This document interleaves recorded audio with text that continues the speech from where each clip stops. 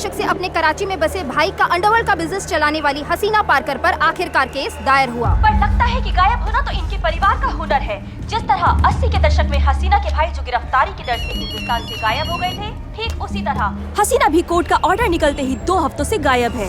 आज जब sessions court में उनकी हाजिरी है तो पुलिस को इस बात का कोई भी अंदाजा नहीं है कि वो कहाँ है। पर अफवाहें हैं कि वो शायद कराची में है, दुबई में या फिर लंदन में। अब इसे उनकी ताकत समझे या कानून व्यवस्था की कमजोरी।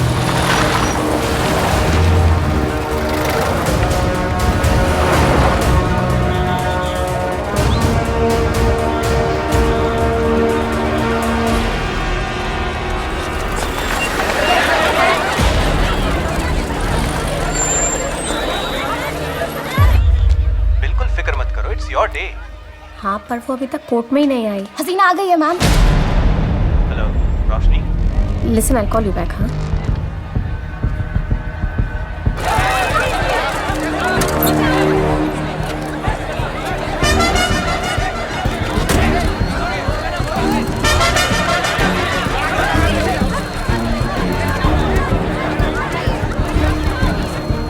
मैम इनमें से हसीना कौन है?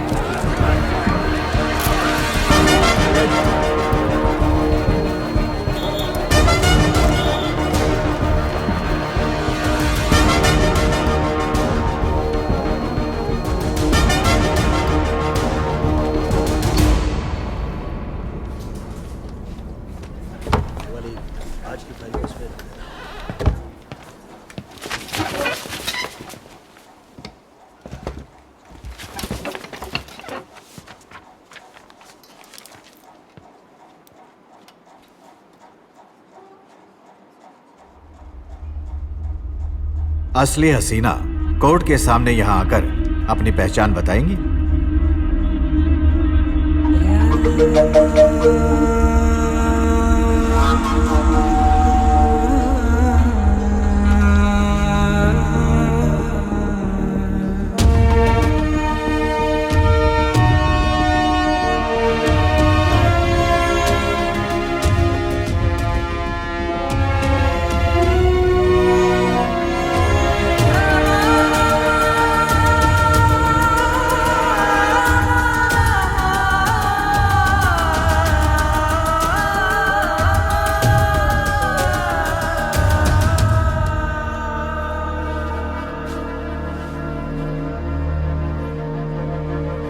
मैं हूँ हसीना पारकर।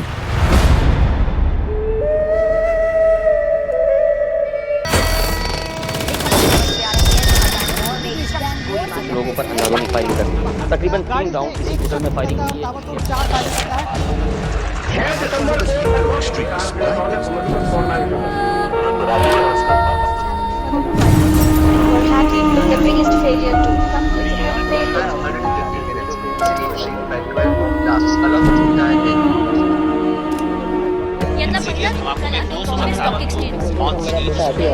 minutes, 84 people were declared dead.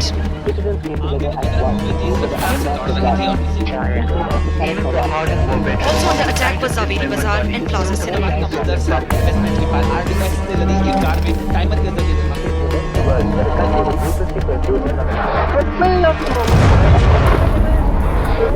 Buses with dead bodies.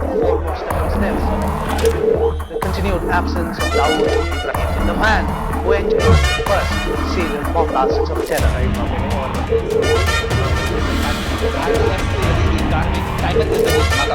जिसमें 84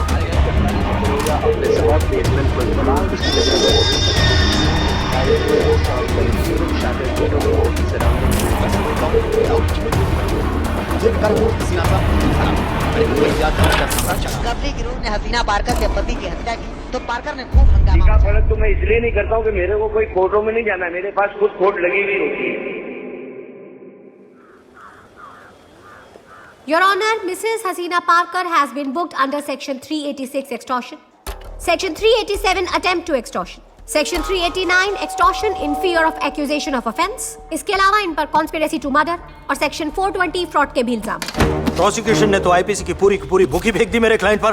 सॉरी, आप सेक्शन 302 मर्डर और 304 अटेम्प्ट टू मर्डर तो भूल ही गई। बहती गंगा में ये भी लगा देती। योर ऑनर, मेरी क्लाइंट को कोर्ट में सिर्फ इसलिए घसीटा गया है क्योंकि उनके भाई इस देश में मोस्ट वांटेड है, बस। और उन्हीं का नाम लेकर और उन्हीं का बिजनेस चलाकर तो ये एक्सटॉर्शन करती है योर ऑनर। ये है FIR की कॉपी जो हसीना पारकर के अगेंस्ट लॉन्च की गई थी by mister Pramod Advani. Your honour, Advani ji Haseena Parkar के साथ पार्टनरशिप में कंस्ट्रक्शन का बिजनेस शुरू करना चाहते थे। एडवांस में 1 करोड़ रुपए भी दे चुके थे, पर जब बिजनेस शुरू नहीं हुआ और अडवाणी जी ने अपने पैसे वापस मांगे तो हसीना पारकर ने उन्हें सिर्फ 80 लाख रुपए वापस किए, ये कहकर कि 20 लाख रुपए प्रोटेक्शन बनी है। बेचारे अडवाणी जी जब अपना ही पैसा मांगने के लिए थोड़ा दबाव देने लगे तो हसीना पारकर ने उन्हें गोली मारने की धमकी दी। बस अब ये बताएं कि कहाँ है ये मिस्टर अडवाणी? जिस दिन हसीना पारकर के खिलाफ समन जारी हुआ उस दिन अडवाणी जी को कराची के एक अननोन नंबर से 6 बार कॉल आए। उस दिन के बाद से अडवाणी जी कहाँ हैं किसी को पता नहीं। यानी आपके पास अपने केस का ही प्राइम विटनेस मौजूद नहीं है। वंडरफुल योर ऑनर, इनके और इनके भाई के डर की वजह से मुझसे पहले के पब्लिक प्रोसिक्यूटर ने तो ये केस ही छोड़ दिया, तो फिर अडवाणी जी तो प्राइम विटनेस है सर। लेकिन योर ऑनर, मैं ये प्रूव करके रहूंगी कि हसीना पारकर अपने कराची में बेस्ड भाई का बनाया underworld business, right from illegal real estate to extortion to hawala को यहाँ मुंबई में ऑपरेट करती है। My client is a school dropout. How is it remotely possible for her to run so many businesses? मैं भी बिल्कुल यही बात जानना चाहती हूँ और ये प्रूव करना चाहती हूँ कि इनके भाई का बिजनेस चलाना हो या एक्सटॉर्शन करना। ये छोटी छोटी कड़ियों का एक लिंक है जो इतने सालों से हसीना पारकर अपने भाई के नाम पर जोड़ती आई है। She has snapped every single opportunity from her brother's rise in the underworld, Your Honor. Your Honor, यहाँ पर डिबेट कंपटीशन नहीं हो रहा है। There is no case over here. 88 cases में सस्पेक्टेड है हसीना पारकर। आपको तो पता ही होगा mister Keswani, but this is the first time your honour that she is been dragged to your court.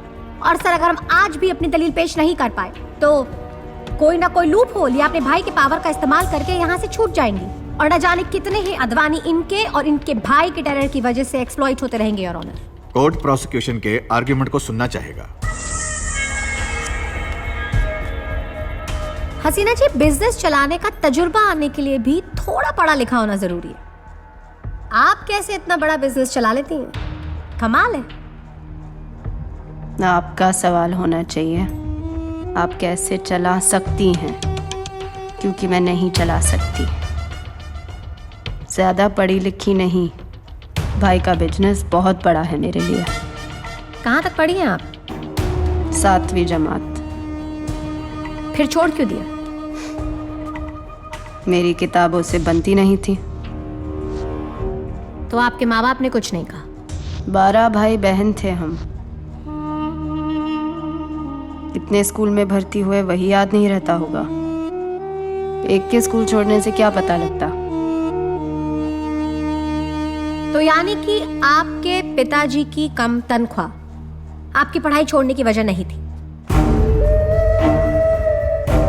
अगर पहले नहीं छोड़ती तो आगे जाके शायद वही वजह बन जाती।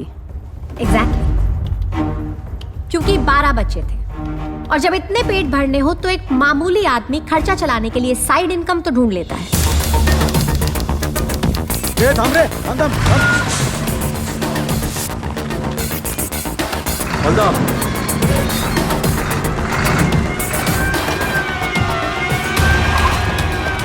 क्या ये? पुलिस सूत्रों के मुताबिक आपके पिताजी हेड कांस्टेबल इब्राहिम कासकर को स्मगलिंग के जुर्म में सस्पेंड किया गया था। आप और मैं दोनों शायद अलग इब्राहिम कासकर को जानते हैं। मैं जिस इब्राहिम कासकर को जानती हूँ उनका पट्टा मुजरिम में फर्क नहीं करता था, चाहे उनके सामने उनका बेटा ही क्यों ना हो।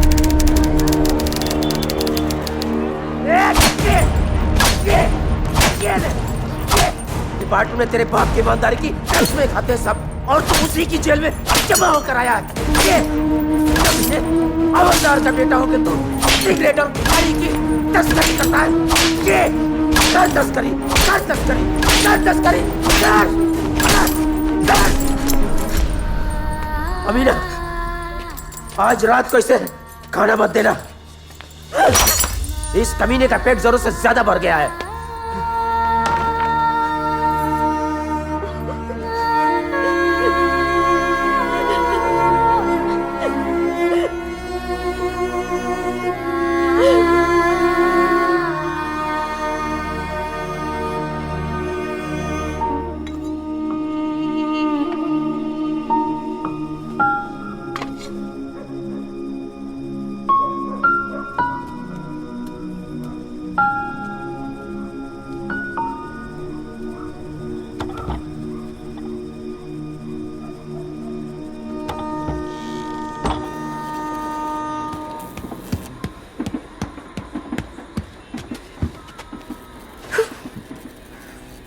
पहले अपने हिस्से का खा ले।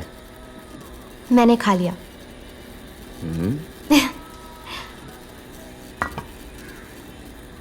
आपने बोला नहीं है तस्करी की है। क्यों? क्या अब वक्त गलत बताती है? सही वक्त कैसे मिलाओ? किसी के पास घड़ी है ही नहीं यहाँ पर। नहीं चाहिए तो दे दे मुझे। हाँ? दे दे। मैंने ये तो नहीं कहा ना। अब्बा को पता चल गया ना तो अगली बार खाना मैं तेरे लिए ले आऊंगा।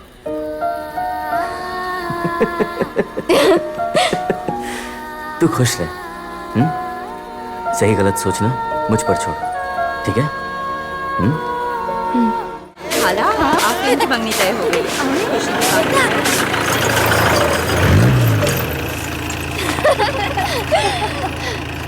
अब्बा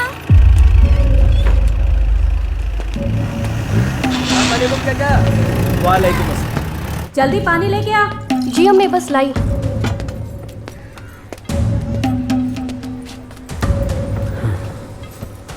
अब्बू पानी। क्या हुआ? अभी तक तो एक था, अब तो साबिर भी गया हाथ से। क्या किया दोनों ने? दिन दहाड़े बैंक का पैसा लूटा उसने। अरे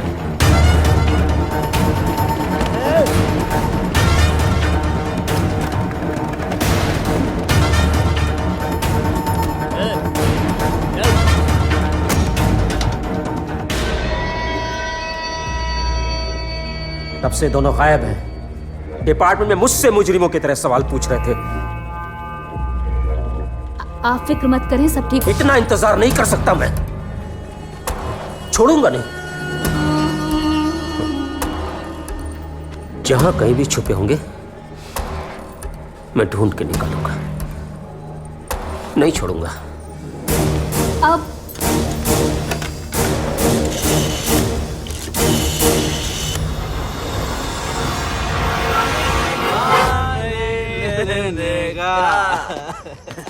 सबको राख देने का।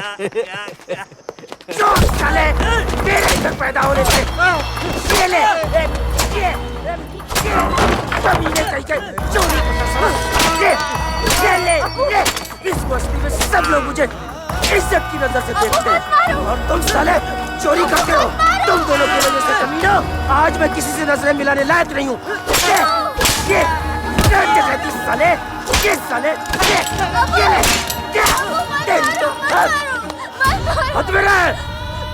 हद में रह और दुपट्टा सर पर रख वरना कील से ठोक दूंगा। अंदर जा, चल पुलिस स्टेशन, चल चल चल चल चल।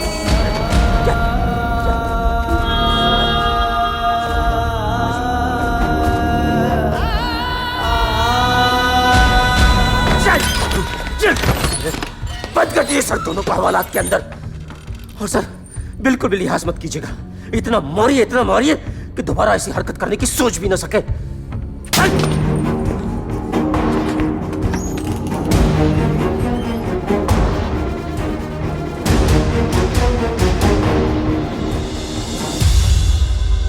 कहानी अच्छी सुनाती हैं आप। कहानी तो आप सुना रही है मैडम। आप यही साबित करना चाहती है ना कि हसीना जी अपने भाई के सो कॉल्ड अंडरवर्ल्ड बिजनेस को चलाती हैं। मुद्दे से भटकिए मत। मुद्दे पर ही आ रही हो केसवानी साहब। चलिए आपकी कहानी को मान भी लेते हैं। तो आपके मुताबिक जितना आपके पिताजी आपके भाई को मारते गए उनका इरादा और मजबूत होता गया। दोनों के ख्याल नहीं मिलते थे, उसका मतलब ये नहीं कि भाई अब्बा की इज्जत नहीं करते थे। अच्छा, तो अपनी बात उनके आगे साबित करने के लिए स्मगलिंग तक तो ठीक था, गैंगस्टर बनकर क्या प्रूफ करना चाहते थे आपके भाई? उन्हें कोई शौक नहीं था।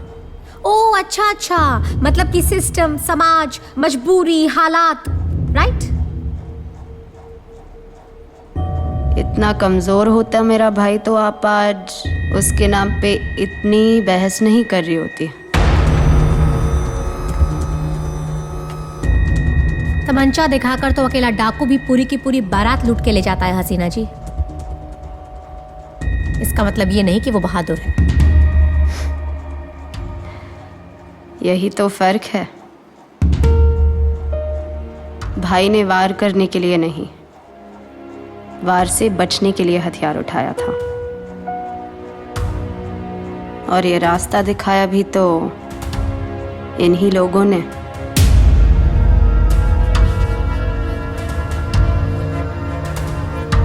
कहना क्या चाहती हैं आप?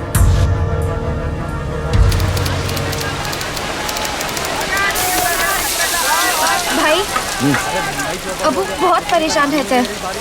मैं अगले 6 महीने तक ये नहीं सोचना चाहता कि शाम का खाना पकेगा या नहीं। इसमें गलत क्या है?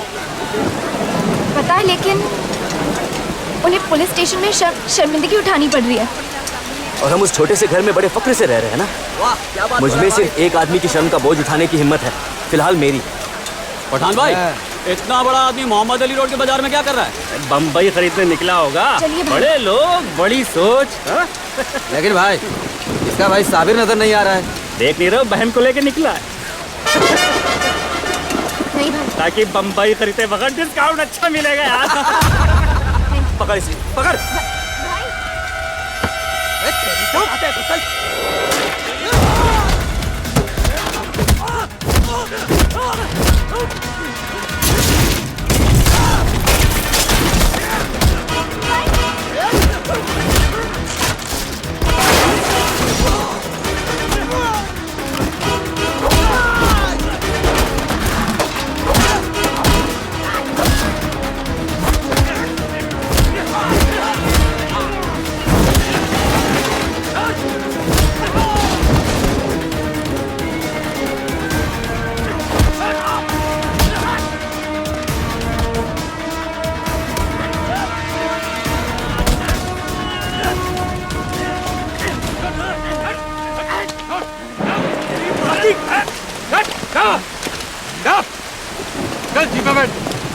अम्मी से कहना देर होगी। मैं भी साथ चलूंगी। बेटा, हम रानी बाग नहीं जा रहे हैं, तू घर जा। मैं छोटी हूँ, अकेले कैसे जाऊंगी? भाई के साथ जाऊंगी।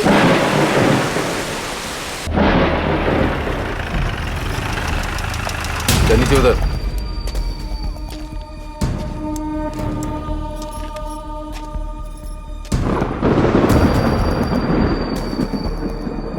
अपनी उम्र से ज्यादा तो पंगे ले रहा तू।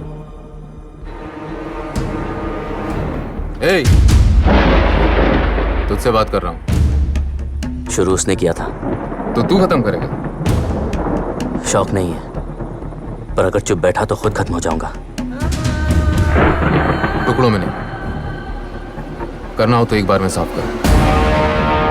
इन पठानों ने हमारी भी काम। तू इन्हें नहीं चला, तेरा ऊपर आना हम नहीं रोकेंगे, ये वादा है। क्या बोलता है? सोच कर बताता हूं।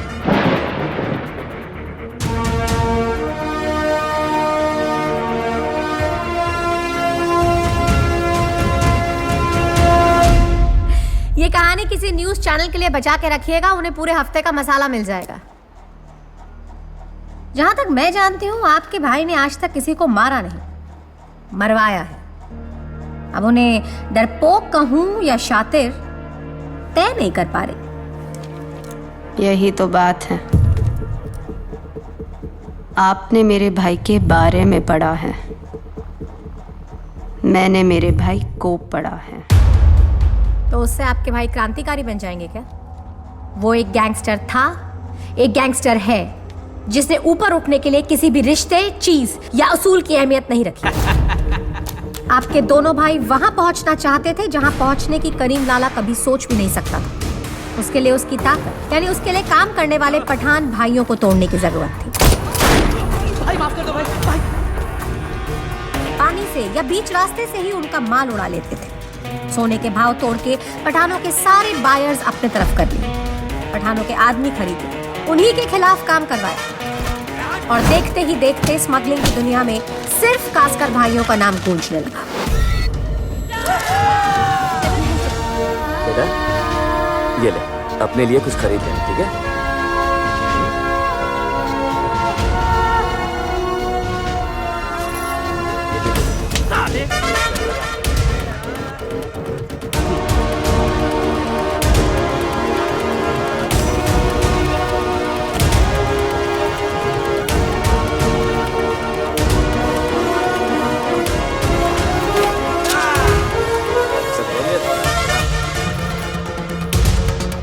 बिरयानी अच्छी है ना? एकदम लाजवाब।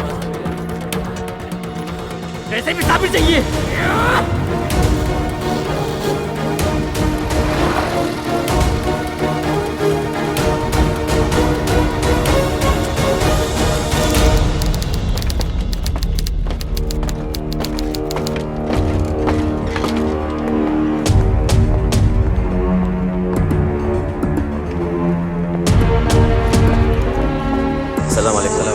वालेकुम सलाम। तुम लोग एक दूसरे के एरिया में दखल देने से अच्छा है साथ में मिलकर काम क्यों नहीं करते? साथ में काम करने के बाद भी ये दोनों धोखा नहीं देंगे, इसकी गारंटी कौन लेगा? जरा नजर घुमा के देख, यहाँ हर कोई किसी न किसी को धोखा देकर ही ऊपर आया है।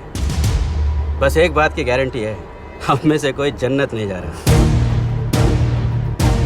पर जीते जी जहन्नुम देखने वाला पहला आदमी तू ही होगा, इसकी गारंटी मैं देता हूँ। किस्मत वाला है, जिसे हम आका मानते हैं उसके यहाँ खड़ा है। एक दिन तुम दोनों भाइयों की अकड़ जरूर निकालूंगा मैं, याद रखना। इस अकड़ के लिए भी तू ही जिम्मेदार है। बंबई खरीदने निकला है कहा था ना? बंबई हमारी है, उसे खरीदने की कोई जरूरत नहीं। पर एक दिन तेरा सब कुछ बिकवा देंगे, ये मेरा वादा है। अल्लाह हाफिज आका। देखिए सपोला को, हम तो कुछ है नहीं।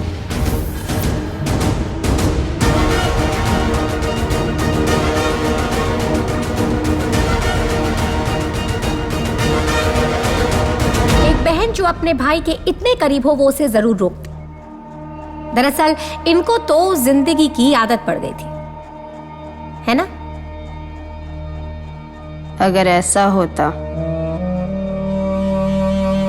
तो निकाह के बाद वैसी मामूली जिंदगी अपनाकर खुश नहीं होती। सिर्फ पैसा ही सब कुछ नहीं होता, ताकत भी होती है। और जब आपका होने वाला शौहर आपके भाई का राइट हैंड हो तो आप। हसीना पारकर के शौहर इब्राहिम पारकर जयराज लेन में एक रेस्टोरेंट चलाते थे। मैंने तो सुना है कि वो अपने साथ एक गन रखते थे। तो जिससे सुना है उसे कोर्ट में हाजिर कर दीजिए। पर इनके और इनके भाई की डर की वजह से कोर्ट में गवाही देने आएगा कौन, your honour? Your honour, this is frivolous. Mister Keswani, ऐसी कोई थ्योरी तो नहीं है कि एक रेस्टोरेंट का ओनर अंडरवर्ल्ड का हिस्सा नहीं हो सकता? नहीं है सर, लेकिन बिना प्रूफ। मिस्टर केसवानी, कन्फेशन ही सबसे बड़ा प्रूफ होता है। You proceed. Thank you your honour. तो हसीना जी, आपको आपके शौहर की ये मामूली जिंदगी के बारे में पहले से ही पता था? जी। तो फिर आप शादी के लिए मना भी तो कर सकती थी। जैसा आपने कहा, पैसा ही सब कुछ नहीं होता।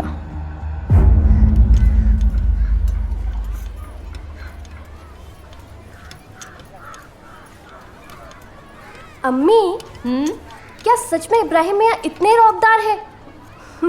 अरे बताया तो सही, उन्हें देखकर तो कुछ बोल ही नहीं पाई मैं। नजर हटे तो जबान चले। 6.5 फुट ऊंचा कद, चौड़ा सीना और चेहरे पर नूर तो इतना जैसे अल्लाह मियां ने सारा का सारा नूर ही खर्च कर दिया हो उनके चेहरे पर। फिर तो हसीना से जलने वालों की गिनती अब बढ़ी जाएगी। ये तो है। अरे अरे हसीना, क्या कर रही हो? कमीज जल गई।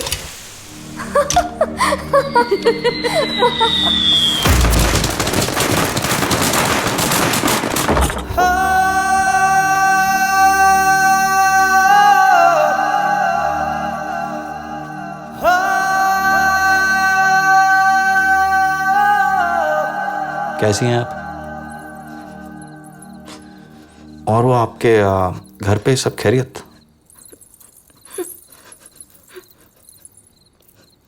आपको मई महीने में ठंड लग रही है?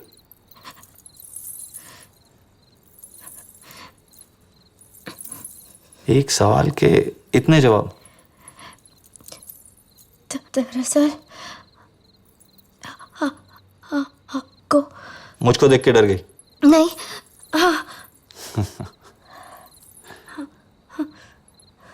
आपको पता है मंगनी पे लड़के की शक्ल क्यों नहीं दिखाई जाती?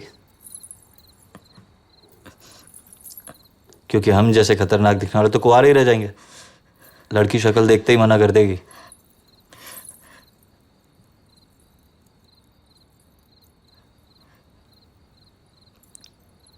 चलिए, मेरा ये डर तो दूर हुआ कि मैं आपको खुश कर पाऊंगा या नहीं।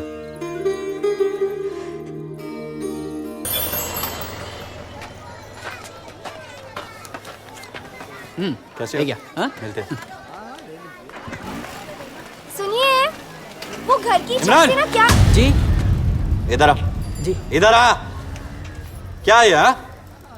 मैं साफ करने ही वाला था। कब? होटल बंद होने के बाद? अबे अपने घर पे भी ऐसी गंदगी चला के लेगा तू? याद रखना, हर दाग के पूरे 50 रुपए काटूंगा तेरी पगार से। चल साफ कर। हाँ।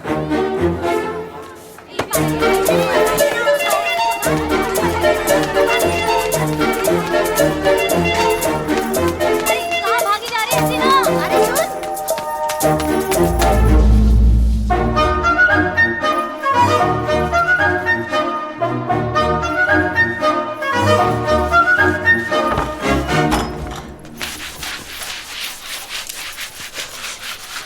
इब्राहिम मियाँ फर्श में देखकर बाल बनाते हैं?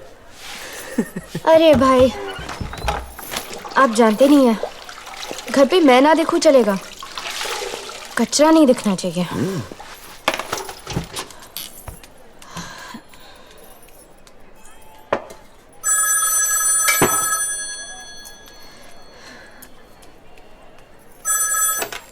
हेलो। 10 मिनट में आ रहा हूँ ऊपर। जी।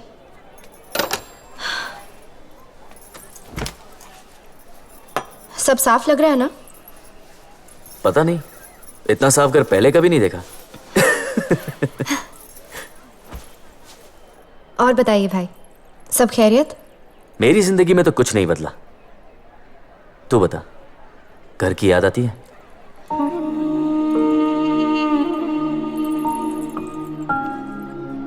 यहाँ भी घर जैसा ही है। फैसलों से लेकर हिसाब किताब तक सब मर्द संभालते हैं। बाहर जाओ तो बुर्खा पहनकर, पर अब उस बुर्खे में आजादी है। याद है जब हमारी फौज होटलों में जाती थी, पसंद हो या ना हो, अब्बू जो मंगवाए वही खाना पड़ता था। अब उनके साथ जाती हूँ तो खाना चुनने की आजादी है, जगह चुनने की आजादी है।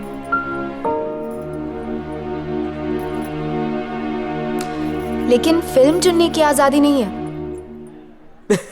फिल्म? तू अपनी मौत से नहीं भाग सकता।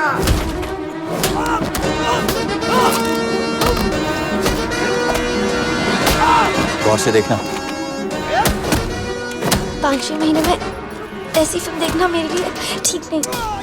देखो देखो, जल्दी देखो। मैंने कसम खाई है तेरे खून का तिलक लगा कर ये अपने बंदे की आग बुझाऊंगा। 6 महीनों में भी पूरी तरह जान नहीं पाई ना मुझे। देखते हैं कौन किसकी मौत बनकर आया है।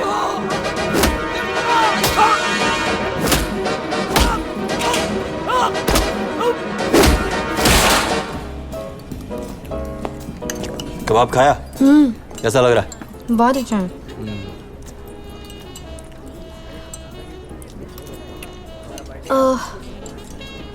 इस फिल्म में आप ऐसे ही आ गए? 10 सालों से काम कर रहा हूं। क्या सोच रही हो? ये जो हीरो फिल्म में उड़ते हैं, आप भी उड़ सकते हो? सिर्फ उड़ना? अरे पानी पे दौड़ सकता हूँ, आग से गुजर सकता हूँ, एक छत से दूसरी छत तक ये मोटरसाइकिल पे जा सकता हूँ। आदमी से नहीं, अजूबे से शादी की है आपने। क्या हुआ? मैं भी देखना चाहती हूँ। अच्छा। Roll camera, and action.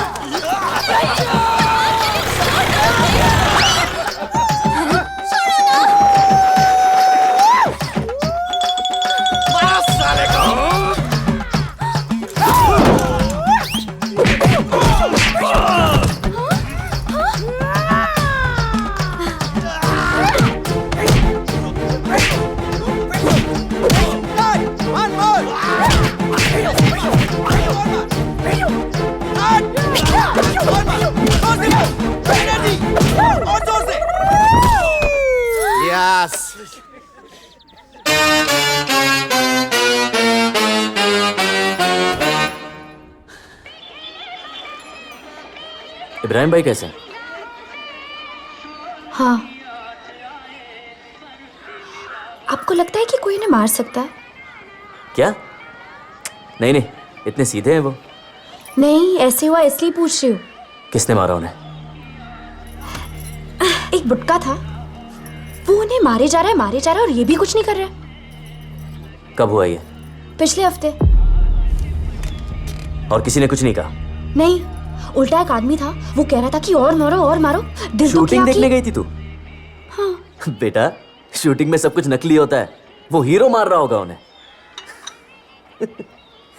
इतना सा हीरो मेरे शौहर के कंधे से कूदकर खुदकुशी कर सकता है? अच्छा पसंद है उनको? हाँ, बहुत। तेरा नलका वहाँ है ना, चल जा वहाँ से पानी भर। वहाँ का नलका तो टूट गया है ना। ये सब मैं नहीं जानती, बाल्टी उठा और निकल यहाँ से। चल जा।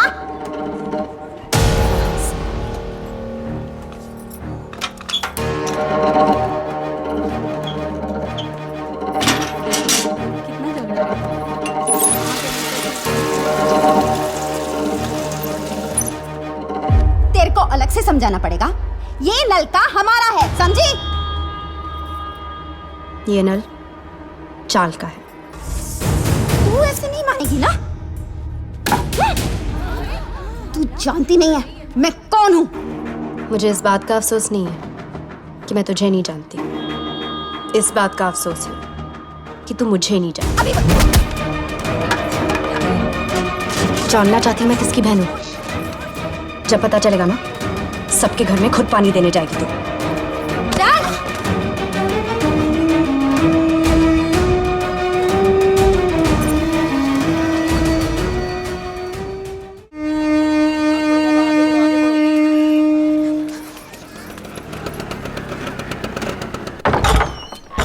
अरे आप जल्दी। अरे क्या जरूरत थी अपने भाई का नाम लेने की? शुक्रिया हसीना बहन, आपकी वजह से आज पानी की मुश्किल दूर हो गई। हाँ ठीक है, शुक्रिया। अरे हमें यहाँ इसी मोहल्ले में रहना है। खुशकिस्मत हो इब्राहिम भाई कि आप बीवी मिली है आपको। हीरो है हमारी हीरो। हाँ ठीक है। तुम ऐसी छोटी छोटी बातों में अगर हसीना जी हमारे लिए फरिश्ता है, फरिश्ता।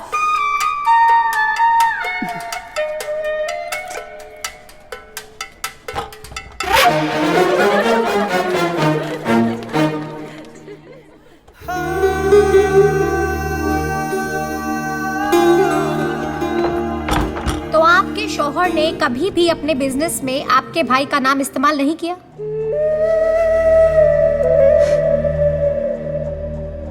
मैंने कोई जोक तो नहीं सुनाया यहाँ हसीना जी? अपने ख्याल पे हंस रही हो। मेरे शौहर किस बात के लिए भाई का नाम लेते हैं? भाई का जीजा बोल रहा हूँ, होटल का राशन खत्म हो गया, भिजवा दो।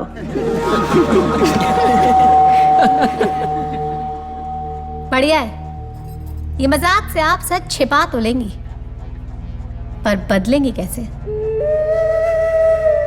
हमारे यहाँ औरतों को कारोबार की बातों से दूर रखा जाता है, इसलिए अगर ऐसा हुआ भी हो तो पता नहीं। और आपने तो अपने भाई के नाम का इस्तेमाल या उनकी पावर का इस्तेमाल सिर्फ समाज सेवा के लिए किया, राइट?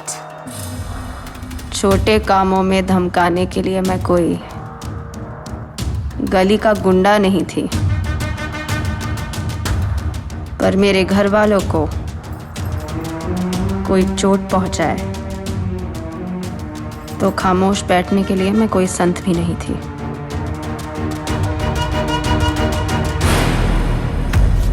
ये देखो, हाथी कैसे बड़ी, हाँ? कैसे? अरे भाईजान, पैसे अगले हफ्ते। अरे कमाल है यार, हर बार आप ऐसे ही करते हो। रो क्यों रहा है? भागा जा रहा हूं क्या किधर? हैं?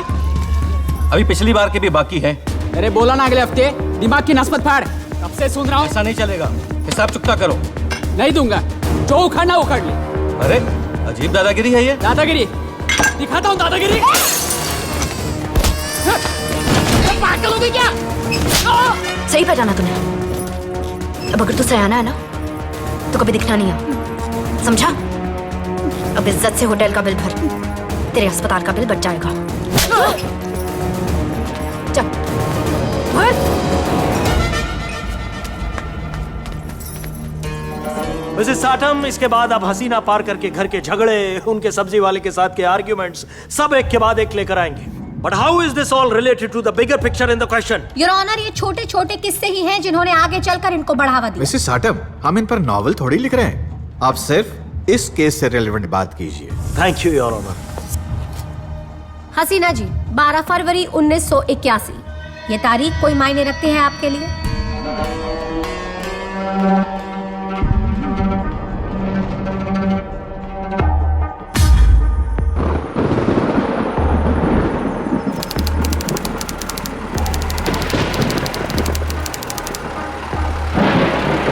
टंकी फुल कर।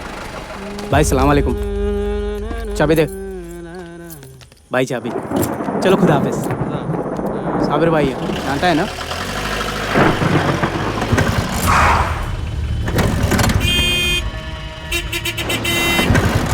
चलना यार।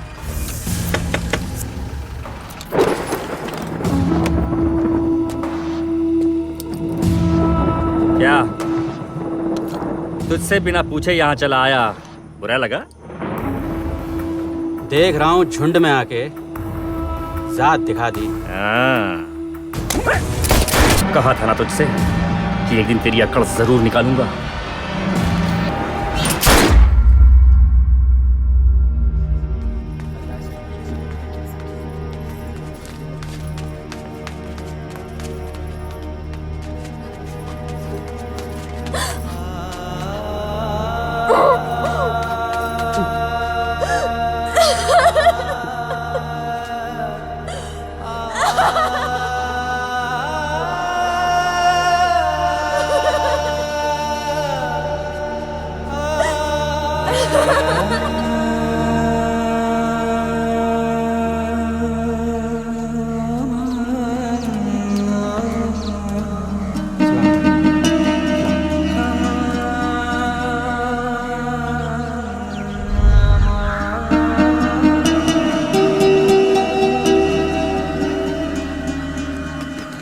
अस्सलाम वालेकुम भाई। वालेकुम सलाम। डेविड परदेसी? हाँ भाई। ये भी परदेसी है, अमेरिकन। चला लेगा? आराम से भाई। खुदा हाफिज। खुदा हाफिज।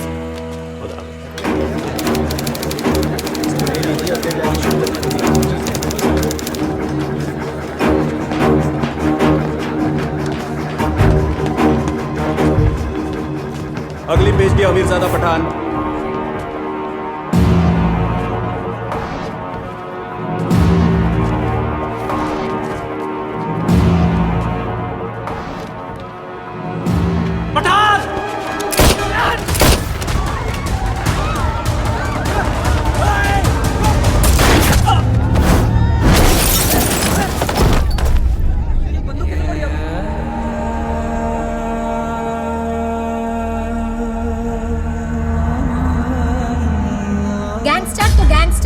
जाने वाला एक मामूली आदमी घर से बाहर कदम रखने में डरता था कि कहीं गलती से गोली उसको ना लग जाए। ये शहर जंग का मैदान बन गया था। Your honour, What are you trying to prove?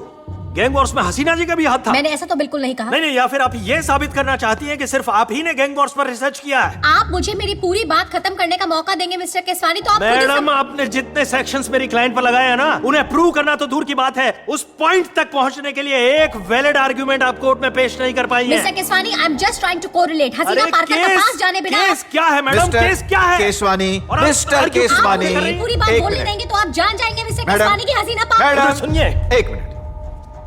मुझे दोनों पक्षों को सुनने की फीस मिलती है, इसलिए मुझे इन्हें भी सुनने दीजिए। मिसेस रोशनी, वैसे आप कहना क्या चाहती हैं? यही कि 30 साल पहले हसीना पार्कर के भाई का मकसद सिर्फ राइवल गैंग को खत्म करना नहीं, बल्कि पूरे शहर को यह मैसेज देना था कि कोई भी इनकी फैमिली के आड़े नहीं आ सकता, जिसका फायदा ये आज तक उठा रही है, इस हद तक कि इनके डर की वजह से कोई भी कोर्ट में गवाही देने के लिए तैयार नहीं। योर ऑनर, इससे यह साबित नहीं हो जाता है। Mister Keswani, you may proceed. Haseena ji, आप आखिरी बार अपने भाई से कब मिली थी? आई होप यू नो कि वो इनके वालिद के जनाजे पर भी नहीं आए थे। So if you are trying to prove कि हसीना पारकर कानून को धोखा देकर इनसे मिलती रही हैं तो ऐसा तो मैंने बिल्कुल नहीं कहा, आप खुद ही कंक्लूजन पर पहुंचे जा रहे हैं। तो फिर ये पर्सनल सवाल पूछकर आप पर्सनल क्या है यहाँ पर? There's nothing personal here, Mr. Keswani. Everything is strictly business. और जिस बिजनेस की हम बात कर रहे हैं उसे किसी को सौंपे बिना यूं बीच में छोड़ के जाना मुमकिन नहीं। Am I right, sir? हसीना जी, क्या बताया आपने? कब मिली थी आप आखिरी बार अपने भाई से?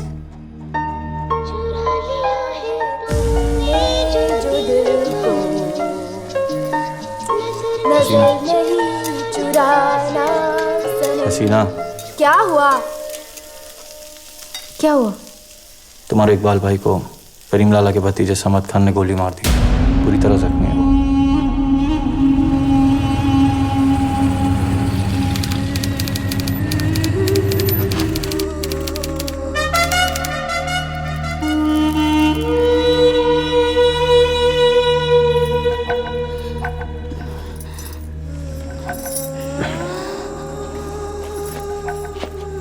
सामान इतनी जल्दी भी क्या है? थोड़ी देर और रुक जाओ। अगर तेरी हर बात मानूंगा तो तू मेरी इज्जत करना बंद कर देगी।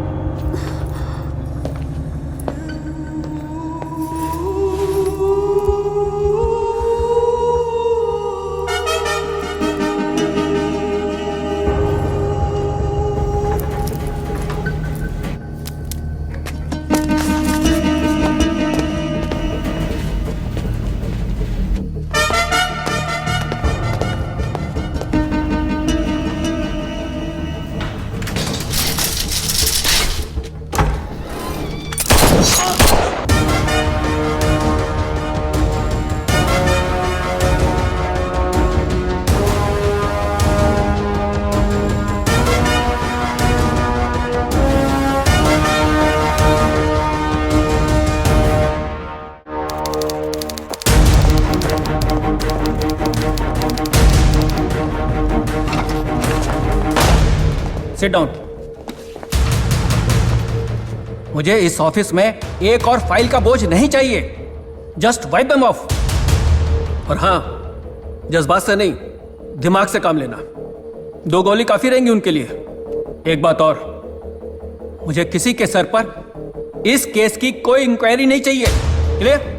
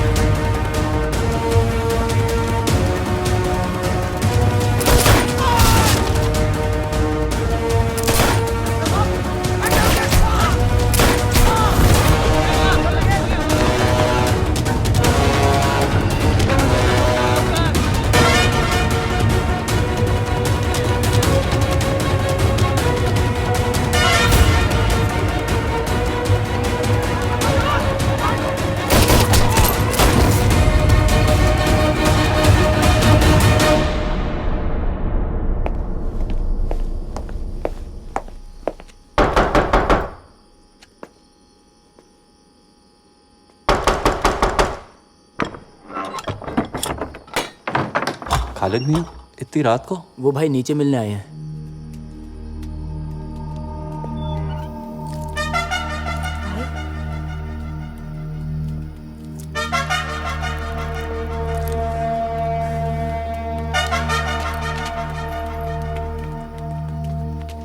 भाई आप इतनी रात गए यहाँ? बस एक बार तुझसे मिलना चाहता था। सब खैरियत? मैं मुल्क छोड़कर जा रहा हूँ। कितने दिनों के लिए?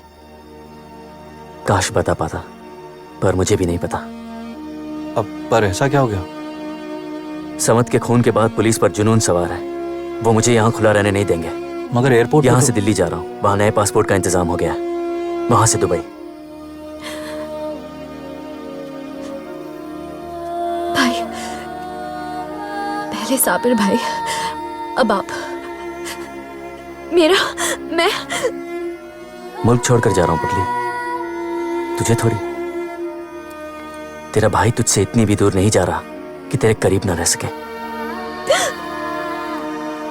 खालिद मेरी परछाई बनकर हमेशा तेरे साथ रहेगा।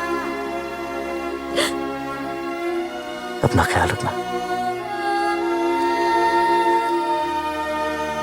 अल्लाह हाफिज।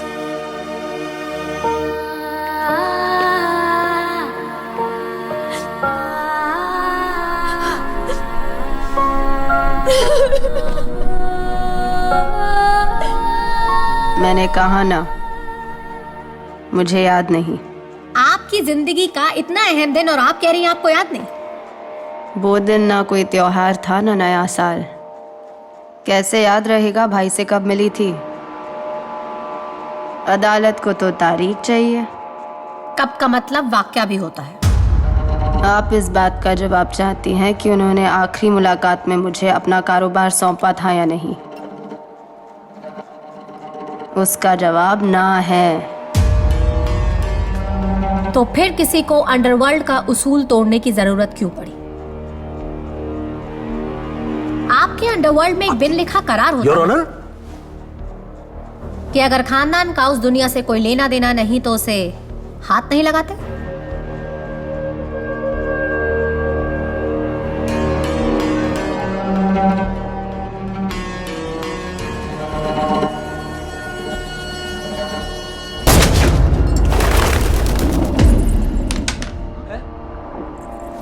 दानिश,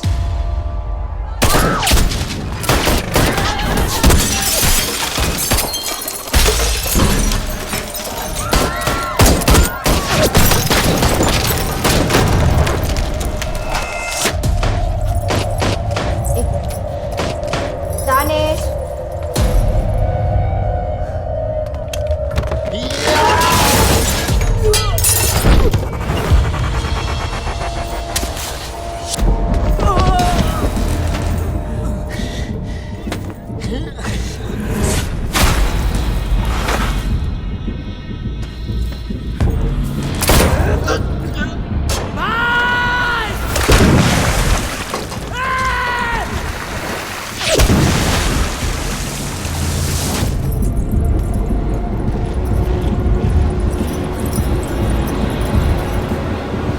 बच्चों को लेके अंदर जाओ, अंदर जाओ।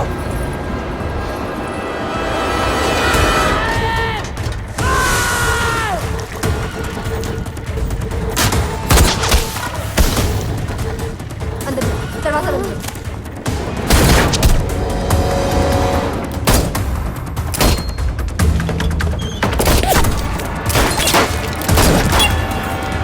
चल निकल। लाले, लाले क्या हुआ?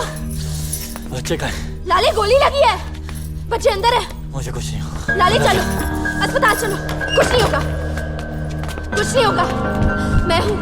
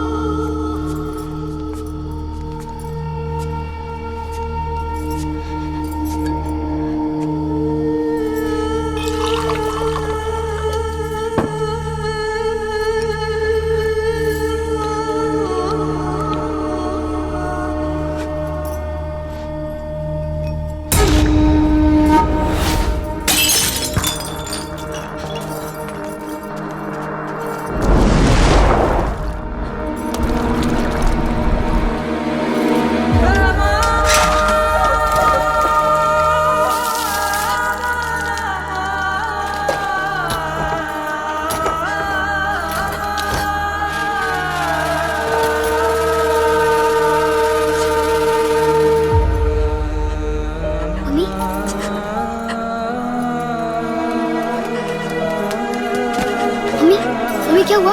अम्मी, अम्मी क्या हुआ? अम्मी, अम्मी आप रो क्यों रहे हो? अम्मी अबू कहाँ है?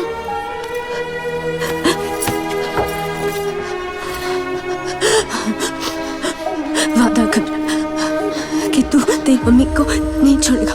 वादा कर। तू तेरी अम्मी के पहले नहीं जाएगा।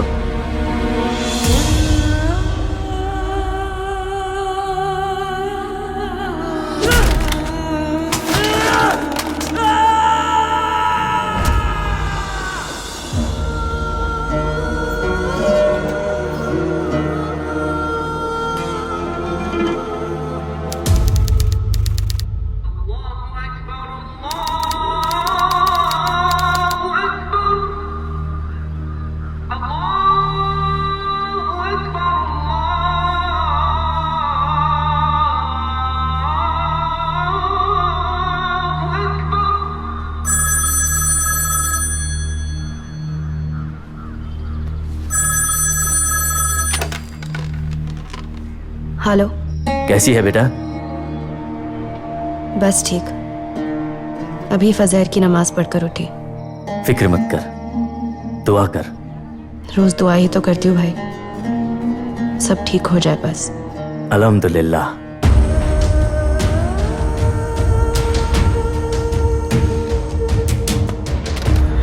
क्या लोगे तुम? जो चाहिए था वो मिल गया।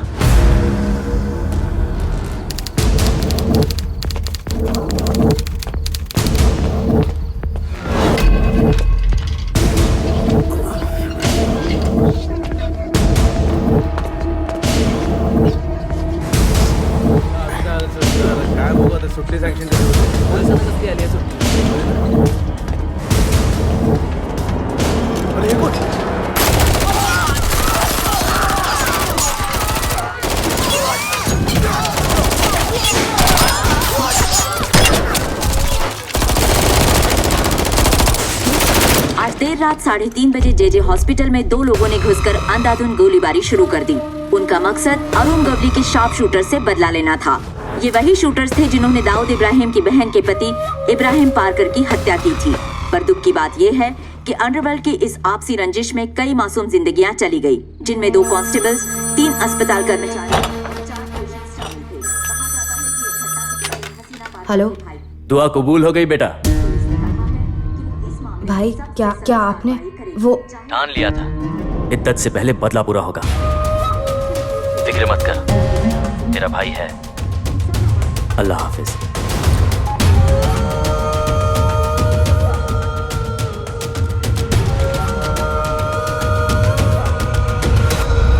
आपके मुताबिक आपके भाई से दुश्मनी निकालने के लिए आपके पति को मारा गया, करेक्ट? उस वक्त ये वो छोटी बहन नहीं थी जो तस्करी की घड़ी से खुश हो जाती थी। ये वो हसीना थी जो अपने भाई की ताकत को अच्छी तरह से जानती थी। और आप कह रही हैं कि आपके भाई ने इतना बड़ा कदम आपको बताए बिना उठा लिया। You are accusing my client for abetment of murder. क्योंकि ये बात मैं नहीं मान सकती कि जे शूट आउट इनकी जानकारी के बिना या इनकी नॉलेज के बिना हुआ। आप तो ऐसे आर्ग्यू कर रही हैं जैसे आपका कोई पर्सनल एजेंडा है। एक आदमी अपने पर्सनल एजेंडा के लिए दिन दहाड़े एक अस्पताल में जाके शूट आउट करके 4 लोगों को मार देता और आप मुझसे पूछ रहे केसवानी साहब? आप कहाँ की बात को कहाँ लिंक कर रही हैं? क्योंकि आप नहीं जानते। मैंने नहीं कहा।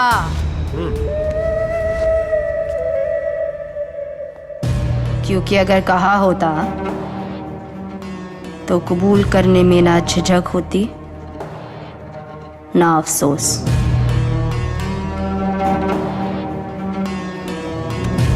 और अगर आपका कोई भाई है तो पूछे उनसे कि आप मेरी जगह होती तो वो क्या करता। जवाब मिल जाएगा।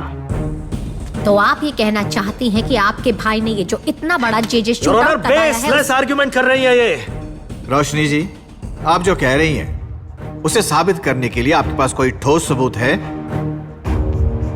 इतनी बड़ी बात खुलेआम कबूल कर सकती हैं, तो ये बात क्यों नहीं मानती कि आप अपने भाई का बिजनेस यहाँ मुंबई में ऑपरेट करती हैं? मुझे कारोबार सौंपने की एक वजह बताई है। भरोसा। योर ऑनर, मुंबई में 2000 करोड़ की प्रॉपर्टी और रिश्तेदार सिर्फ एक, जिसे 2000 रुपए के बिजली का बिल समझ नहीं आता, उसे 2000 करोड़ रुपए का कारोबार समझ आएगा?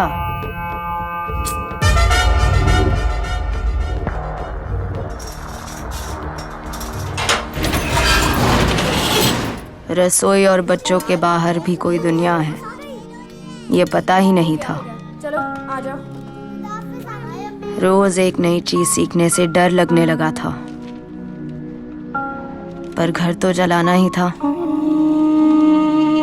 सोचा मेरे शौहर की होटल फिर से शुरू कर दूं, पर खाने का कारोबार चलाना खाना पकाने जितना आसान होता तो बात ही क्या थी।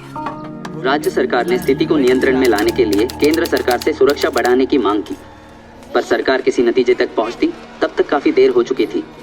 4:30 बज गए और देखते ही देखते 450 साल पुरानी इमारत आंखों के आगे ढह गई। देश के कई हिस्सों में दहशत का माहौल फैला हुआ है। प्रधानमंत्री जी ने देशवासियों से अनुरोध किया है कि वे शांति बनाए रखें। आज के मुख्य समाचार यही समाप्त हुए।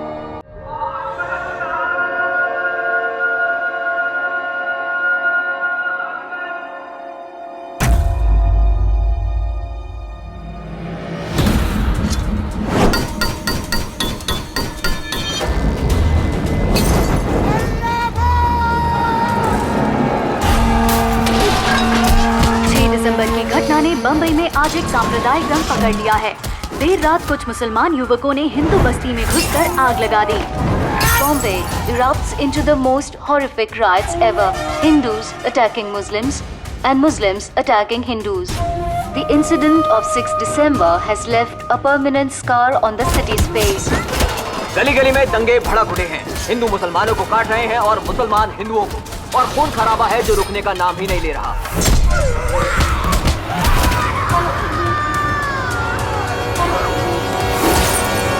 Bombay police have announced curfews in various sensitive areas.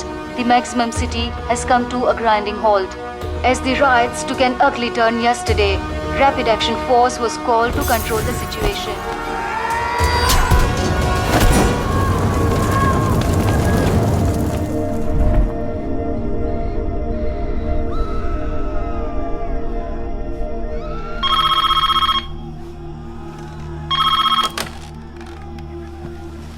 Hello बेटा, इस वक्त बंबई में रहना महफूज नहीं है। तू बच्चों को लेकर यहाँ आ जा। घर वाले यहाँ है भाई। तो उन्हें भी साथ ले आ। वही तो मसला है, वो बंबई नहीं छोड़ना चाहते, मैं उन्हें नहीं छोड़ सकती। बेटा समझा कर, सारा दिन तुम लोगों की फिक्र रहती है। फिक्र मत कीजिए, दुआ कीजिए। मेरा मालिक मेरे साथ है, कुछ नहीं होगा हमें। अल्लाह हाफिज।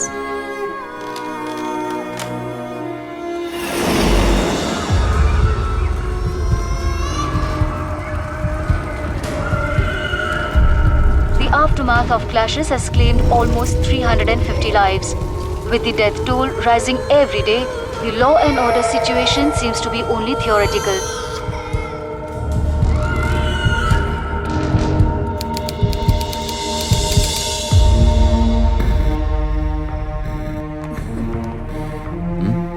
डोंगरी से आया।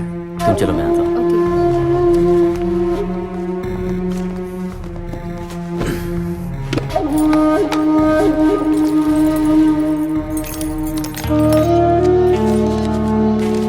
दाऊद हमारा भाई नहीं है, उसने डोंगरी की बहनों के लिए कुछ नहीं किया।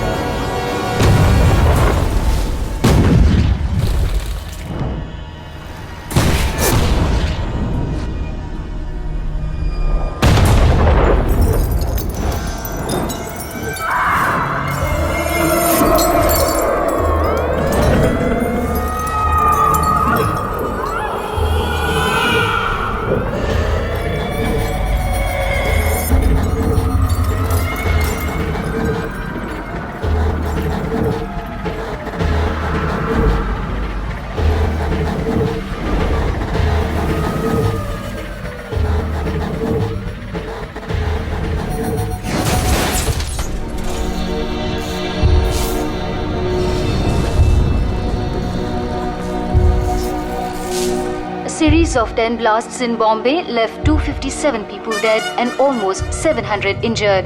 These blasts happened in India's commercial capital, namely the Bombay Stock Exchange, Worli Passport Office, Zaveri Bazaar, the Center Hotel and Lucky Petrol Pump. Bombay शहर में इतना सन्नाटा शायद ही पहले कभी देखने को मिला हो। सुनसान सड़कें, खाली ट्रेनें, मानो ब्लास्ट के बाद सारा शहर सहमा हुआ है।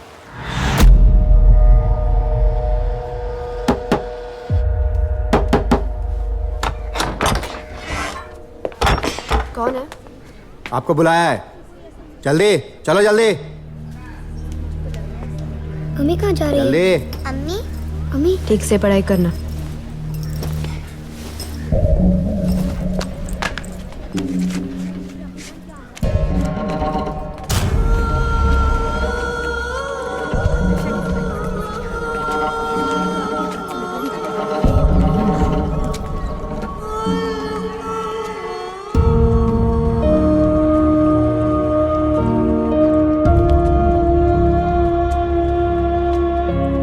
बैठो इधर।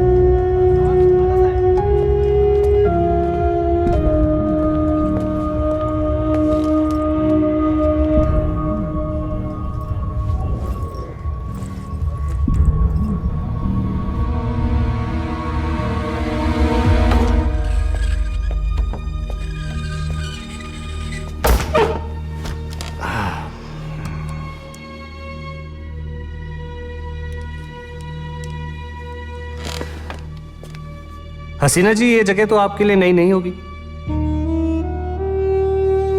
अरे आपके अब्बू पुलिस में थे ना।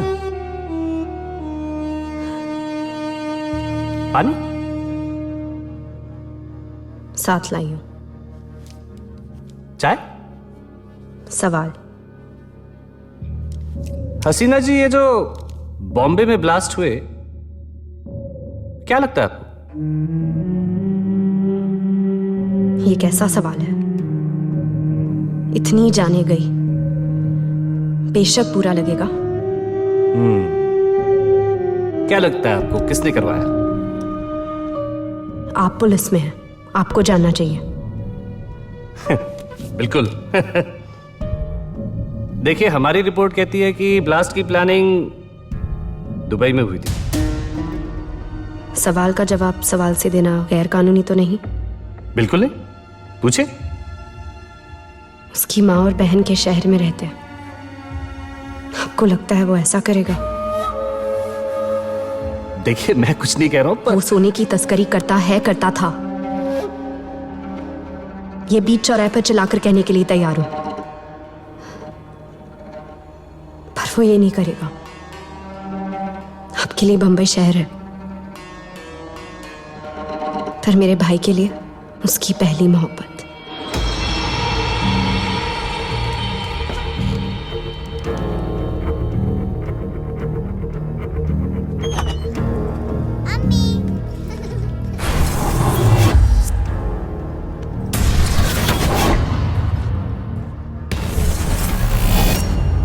ये देखो रॉकेट कैसे बनाते हैं। चलो।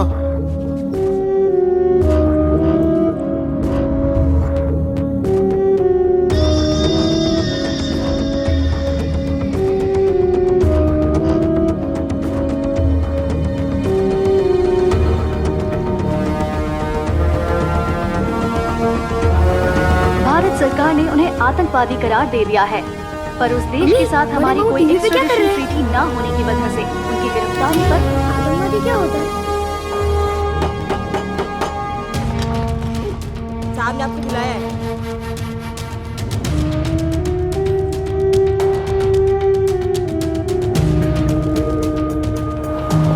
क्राइम ब्रांच ब्लास्ट केस को सुलझाने में कोई कसर नहीं छोड़ रही। वो लगातार हसीना पारकर को पूछताछ के लिए बुला रही है।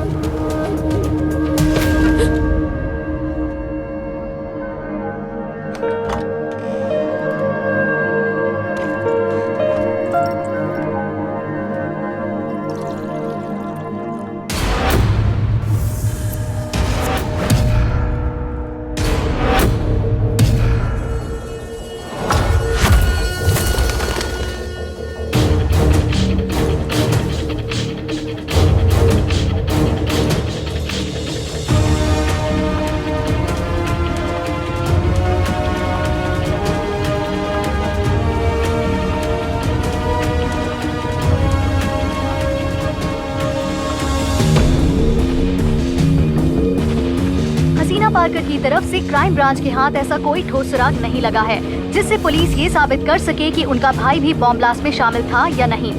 अब उनकी बातों में कितनी सच्चाई है और कितना झूठ, ये या तो वो जानती है या उनका भाई। अरे कैसे देखो। अम्मी चलो ना खाना खाते हैं। अम्मी चलो। अम्मी भूख लगी है। चलो अम्मी, चलो खाना खाते हैं। अम्मी क्या हुआ? अम्मी मुझे देना प्लीज। अरे मुझे देना प्लीज। नहीं जब दोनों दोस्त हो गए।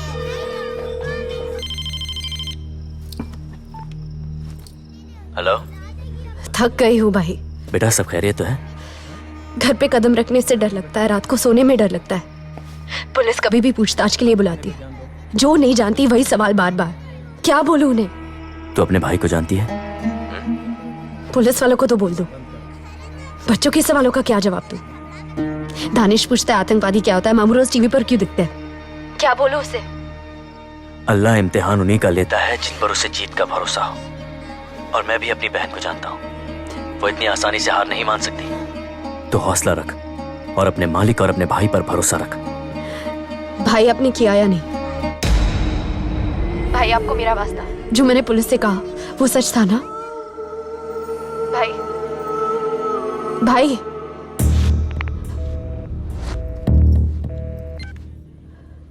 देखिए, अगर आपको जानती हैं तो छिपाइए मत। हमारे फोन टैप किए हुए हैं, इसलिए मैं आपसे तो ज्यादा नहीं जान सकती। ना ना, आपके ऊपर इल्जाम नहीं लगा रहा। आप उसकी बहन हैं मतलब तो... देश में जो बुरा हो तो उसके लिए आप मेरे ही भाई को जिम्मेदार ठहराएंगे? कल को आपके घर में किसी की दिल के दौरे से मौत हो जाए, उसमें भी कहेंगे कि मेरे भाई का हाथ है और मुझे पूछताछ के लिए बुलाएंगे। अब क्या करें? आपके सारे भाई बहन तो देश छोड़कर चले गए, सिर्फ आप बॉम्बे में हैं इसलिए आपको बुला रहे हैं। मतलब अपने ही शहर में रहकर गलती हो गई? आप भी तो जा सकती थी। आपके भाई को तो भनक लग गई होगी कि उसका नाम खींचा गया। क्योंकि मेरे शौहर ही नहीं चाहेंगे। उनके बाद मुझ पर उनके घर वालों की जिम्मेदारी है।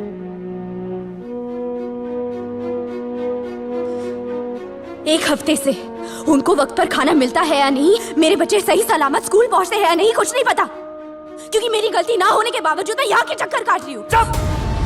आवाज नीचे।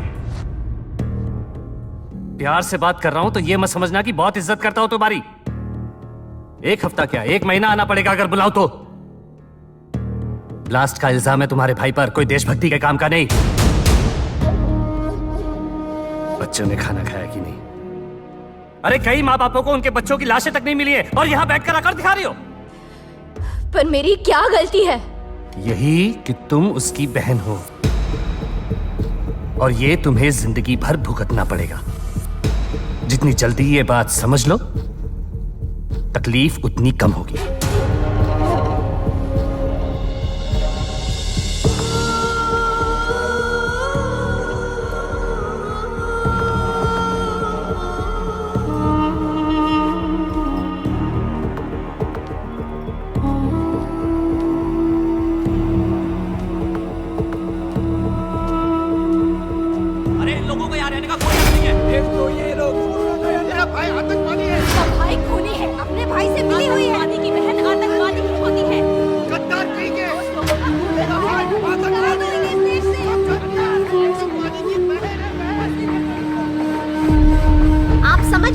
कि आपके भाई की वजह से वो लोग आपको परेशान करेंगे, तो तब आपने तय कर लिया कि वो लोग आपको जितना नीचे गिराते जाएंगे आप उतना ही ऊपर उठती जाएंगी। और आपने वही किया जो आपके लिए सबसे आसान था।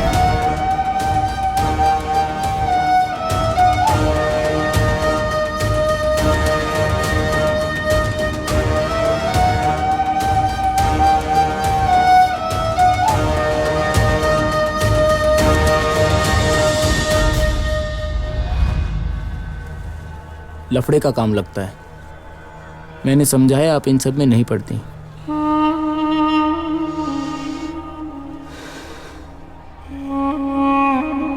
बैठाओ, आ रही हूँ।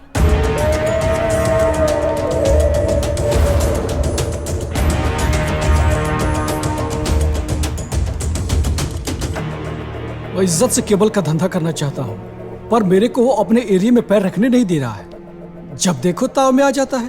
प्यार से समझाता हूँ तो भाई लोगों की धमकी देता है, इसलिए हार करके आपके पास आया हूँ।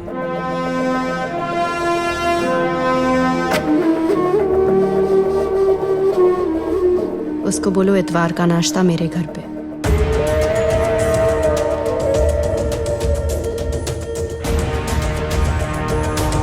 मुंबई के नंबर 8, 3 और 10 इन जगह पर मेरी ही लाइन जाती थी। अब बीच में ये आ गया चोच मारने को। खाने के टाइम पे झगड़ा नहीं। तो क्या करूं? मेरे धंधे की तो उन एरिया पे तुम्हारा नाम थोड़ी ही लिखा है। ए, तो शाना मत बन, समझाओ क्या तेरे को? अपने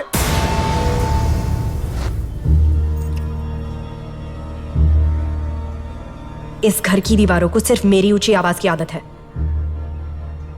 मोहम्मद अली रोड से तारदेव का एरिया तुम्हारा, बाकी में तुम खेल लेना। मेरी इज्जत और मेरा धंधा मेरी जबान से ज्यादा है। तुम्हारे धंधे पे कोई आंच नहीं आएगी। पर मैडम, अब इससे ज्यादा समझाने के लिए ना मेरे पास सब्र है ना लफ्ज। मोहम्मद अली रोड का लफड़ा समझाने के लिए दुबई से कॉल आएगा तुम्हें, चलेगा?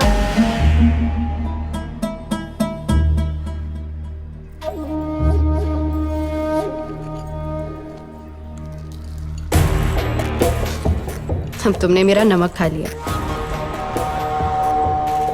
पैसे की बात खालिद से कर लेना। ऐसी कितनी सुलह कराते कराते कुछ ही सालों में जयराज लेन की चौल से सीधे गॉर्डन हॉल के प्लश फ्लैट में पहुंच गई हसीना पारकर, जहां बकायदा दरबार लगता था इनके घर।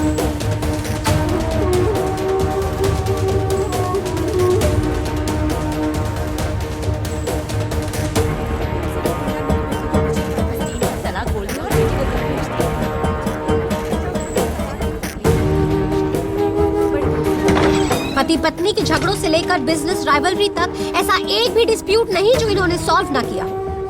अचानक से 7वीं जमात पास हसीना पारकर मुंबई की सबसे महंगी और भरोसेमंद आर्बिट्रेटर हो गई और आप बन गई हसीना से हसीना आपा, नागपाड़ा की बड़ी बहन।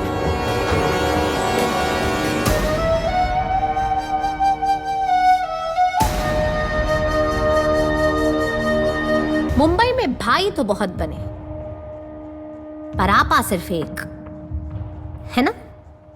लोगों ने इज्जत बख्शी, मैंने कबूल की।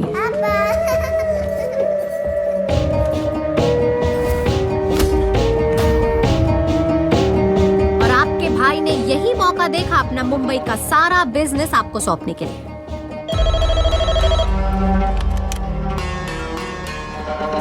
हेलो बेटा, आज तक तू इन सब कामों से दूर रही है, मत कर। क्या किसी भी चीज की कमी होने दी है मैंने तुझे? बिना मांगे बहुत कुछ मिला है भाई। कुछ चीजें जो सोची भी नहीं थी। मैं जानता हूं कि मेरी वजह से मैं आपको किसी बात के लिए जिम्मेदार नहीं ठहरा रही, पर हम दोनों इनकार नहीं कर सकते कि मेरी जिंदगी के हर कदम पे आपके पैरों के निशान हैं। जैसे आप चाहकर भी उन्हें मिटा नहीं सकते, वैसे मैं भी चाहकर अपने पैर पीछे हटा नहीं सकती। पर क्या हासिल होगा ये सब करके? मैंने आपसे एक सवाल किया था जिसका जवाब आपके पास नहीं था। मुझे अफसोस है, आपके इस सवाल का जवाब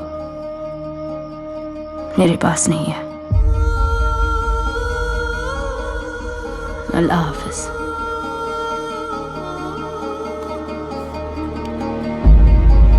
फिर तो आपके भाई को बेशक पता होगा कि ये बिल्डर्स के बीच में सेटलमेंट कराते कराते आप खुद रियल एस्टेट बिजनेस में चली गई। जी। तो फिर तो मुझे कोई वजह दिखाई नहीं देती और ऑनर कि वो अपनी गैर कानूनी प्रॉपर्टीज की देखरेख इनको ना सौंपे। Mrs Satam, when will you get this? मेरी क्लाइंट सिर्फ एक रियल एस्टेट एजेंट है। रियल एस्टेट एजेंट कमीशन या ब्रोकरेज लेते हैं, प्रोटेक्शन मनी नहीं। अगर मेरी क्लाइंट के पास कोई सेटलमेंट के लिए आता है और उसके लिए फीस चार्ज करती है, that is not protection money. कल को आप कहेंगे कि आर्बिट्रेशन फीस भी प्रोटेक्शन मनी है, then even we lawyers should be convicted for that. Your honour, settlement आगे की प्लानिंग थी, अपना होल्ड कायम करने के लिए, मोनोपोली, डर फैलाने के लिए, इतना कि साउथ मुंबई में कोई भी बिल्डर अपना प्लॉट खरीदना या उस पर कंस्ट्रक्शन करना तो दूर, इनकी मर्जी के बिना इनके एरिया में कोई अपना घर बेच तक नहीं सकता।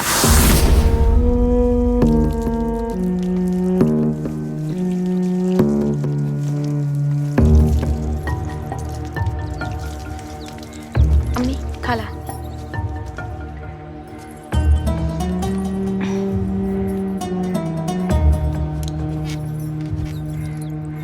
देखिए फातिमा भी,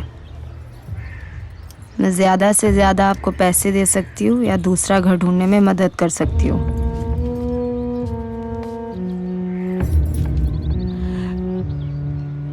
मेरे शौहर को लकवा हुआ है।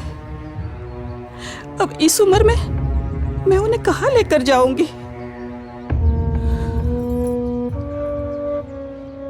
अम्मी, इनका एक ही बेटा था जो दंगों में मारा गया। मोहल्ले वाले ही इनका खानदान है। कैसे जी पाएंगी बेचारी?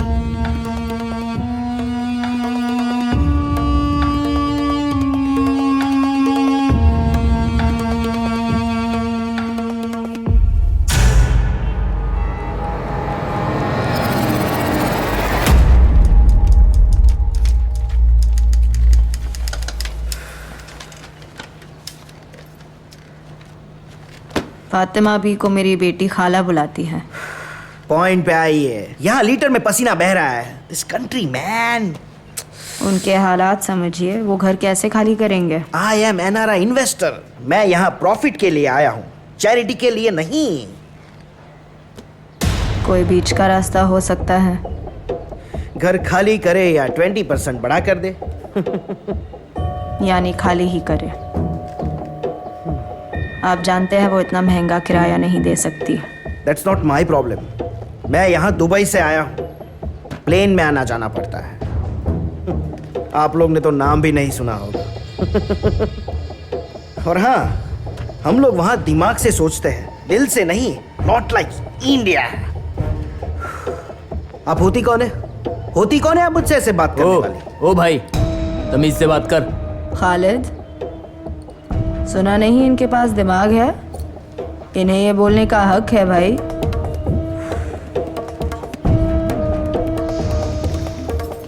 आपका भाई अशफाक आए तो हसीना आपा का सलाम बोलना। What आपा? आपा याद रह गया ना? नाम याद रखने की जरूरत नहीं। खुदा हाफिज।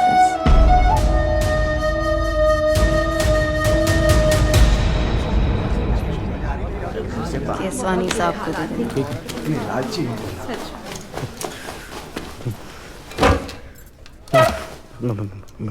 मैं बैठ सकता हूँ? Thank you.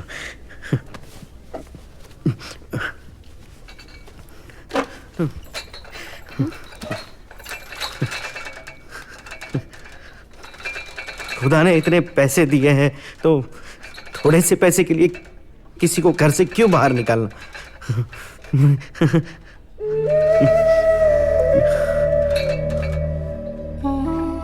वो आपने उस दिन बताया नहीं कि आप कौन हैं?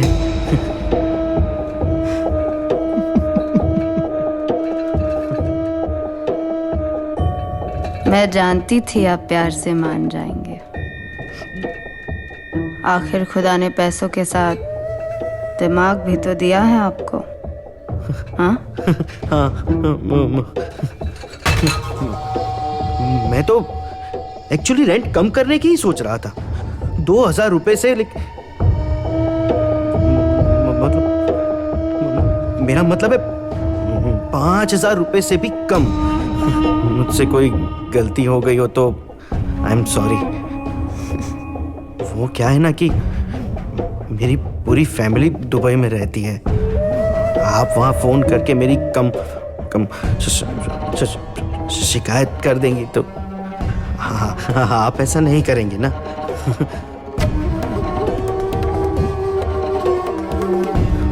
हमने तो दुबई का नाम भी नहीं सुना ना।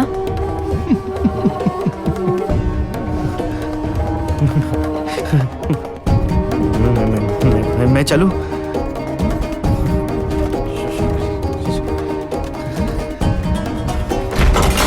सॉरी। फातिमा जी, क्या फरहान काजी ने आप पर जबरदस्ती की थी अपना घर खाली करवाने के लिए?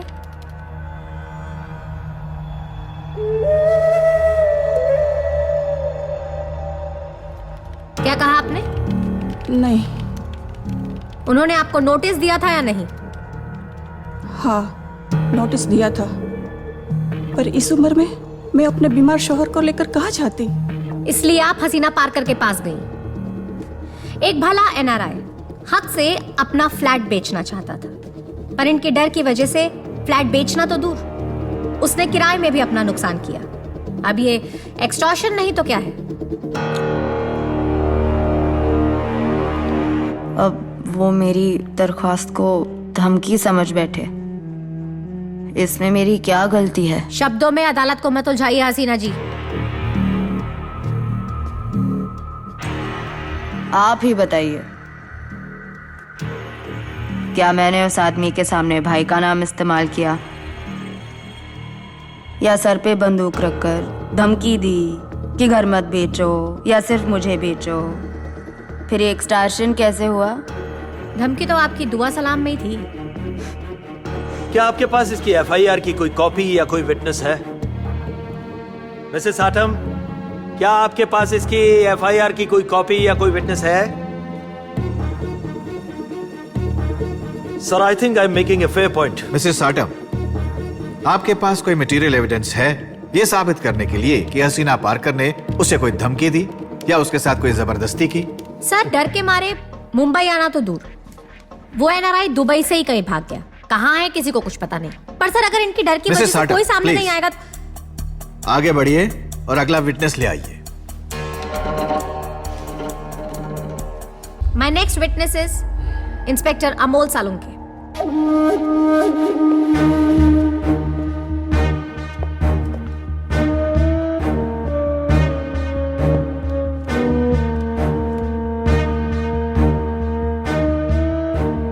इंस्पेक्टर सालुंके, आप कितने सालों से नागपाड़ा पुलिस स्टेशन के इंचार्ज हैं? 8 साल। इस दौरान कभी भी वहां हसीना पार्कर के खिलाफ कोई कंप्लेन? 1-2 आई, पर वो भी इसलिए क्योंकि कंप्लेंट करने वालों को अंदाजा ही नहीं था कि ये कौन है, क्योंकि जो इन्हें जानता है वो तो कभी ऐसे हिम्मत करेगा ही नहीं। किसने की थी कंप्लेन? 1-2 बिल्डर ने की थी। कुछ गुंडों ने घुसकर उनके ऑफिस में तोड़फोड़ की, कभी वसूली के लिए या इनके नाम प्लॉट कराने के लिए। गुंडे हसीना पार्कर ने भेजे थे? हमको कॉन्फिडेंस हो तो भी क्या, अरेस्ट होने पर या तो गुंडे अपनी जबान पलट जाते थे या बिल्डर कि गुंडे हसीना पार्कर ने भेजे हैं। तो इसलिए आपने कोशिश ही छोड़ दी? स्पेशल इन्फॉर्मर छोड़े थे। एक बार तो ऐसा लगा कि ये ताबे में आ गई हैं, पर कोई इन्फॉर्मेशन मिली? इनके खिलाफ नहीं, ये जिससे अपना काम करवाती थी उसके खिलाफ। इनका बेटा दानिश एक नॉर्मल ट्रेडर था जो जब जी में आए किसी को भी मार देता था। Sir, prosecution is mentally Keswani, defence को क्रॉस एग्जामिनेशन का मौका दिया जाएगा। You may proceed. ताकत से बड़ी लत नहीं होती और उसको बनाए रखने के लिए कोई किसी भी हद तक जा सकता है, और आप और आपका बेटा दानिश दोनों वो हद पार कर चुके थे। नागपाड़ा से लेकर डोंगरी तक कोई वो जगह हासिल नहीं कर पाया था जो इनके भाई ने की थी, और भाई का भांजा होने के नाते दानिश के लिए ये काम आसान था, और ये उसकी नहीं इनकी ताकत बन गई, जिसे इन्होंने जब चाहा किसी को भी धमकाकर अपना काम निकलवाने के लिए इस्तेमाल किया। मेरा हाजी आ रहा है, भाई का भांजा, देखना कैसे ले आ गया मेरा भाई।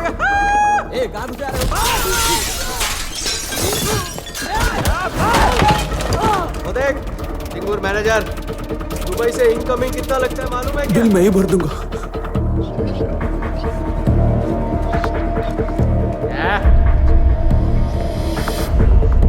कितना जानती है आप दानिश को, और कितना जानती है आप इस इंस्पेक्टर को। तुझे आयला, तेरा हर इंफॉर्मेशन तेरे ही तरह नल्ली है। अपने माल के लिए इतना पैसा लेके गया तू, पिछवाड़े में डालकर की खेती करता है क्या? नहीं नहीं साहब, ऐसा नहीं है, मेरी जबान का भरोसा करो साहब। अच्छा।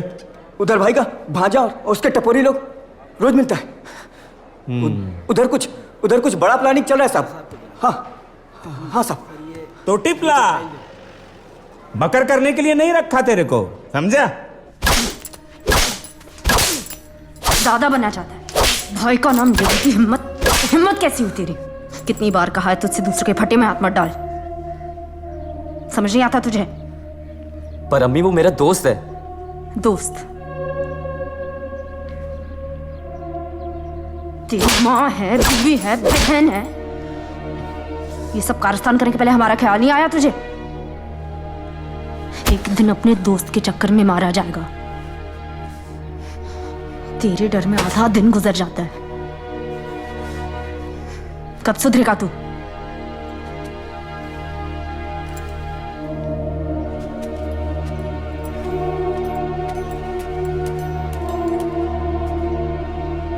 काफी खा लिया इसने आज, खाना मत देना।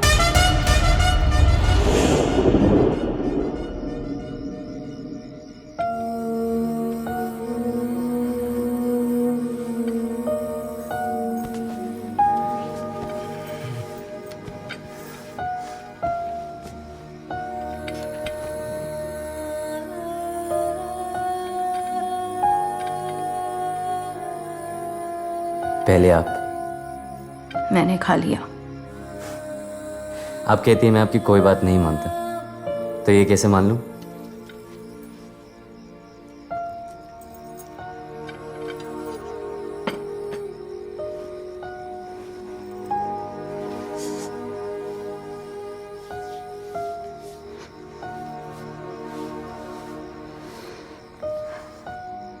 तुझसे ज्यादा दर्द मुझे होता है जब मारती हूं, पर मारूं नहीं तो क्या करूं? अपना डर जाहिर करने का और कोई तरीका नहीं आता मुझे।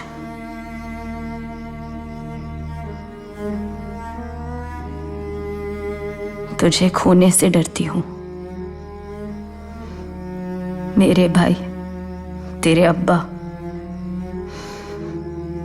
हमारे खानदान वाले सब चले गए। मेरे आगे पीछे बस तू ही है। तू इस घर की जिम्मेदारी नहीं समझेगा तो किससे उम्मीद रखूं?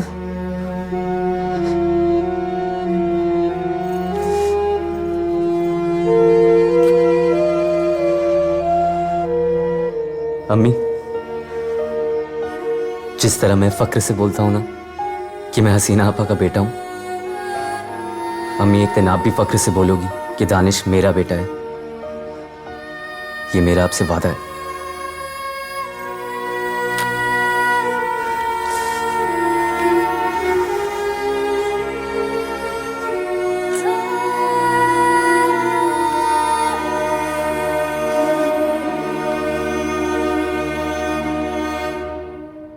क्या छोटे, तू ना एरिया की लड़कियों के लिए एक स्कीम निकाल, बिल बचाओ भाई बना। हाँ? पंगा तूने थोड़े ही, दानिश ने लिया था। तो प्रॉब्लम है तुझे? भाई है मेरा। हाँ ये सही है सारा तुम लोग का। हाँ? तू अपने मामू के नाम पर फुदक ले और ये तेरे नाम पर। ए भाई ठंडा ले। ए क्या बोलना? तेरे को ना इधर रहने दिया। हाँ। इज्जत दी, मेरी गलती। क्यों? निकाल। क्यों? निकाल तेरे मामा के एरिया है? हाँ? तेरे मामा की चलती है। चल बहुत जल्दी जाएगा वो अंदर और उसके पीछे तेरा मामा।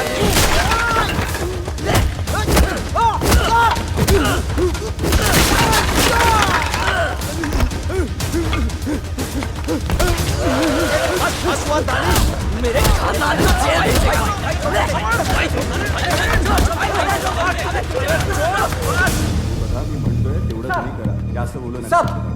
सब किधर फुट गया रे? देखो ना, भाई के बाजी ने मेरे को मारा साहब। देखो ना साहब, मेरे को जान से मारने की कोशिश की साहब। नाम ले सर, इसका FIR लिख दो। ओके सर, चल चल। हाँ। फ्राइडे खत्म हो गया, आज जमानत नहीं होगी।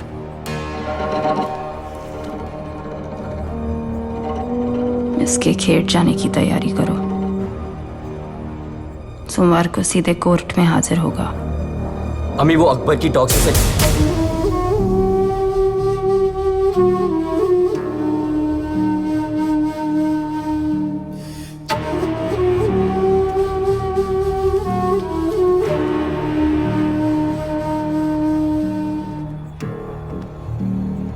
सब ठीक हो जाएगा आपा।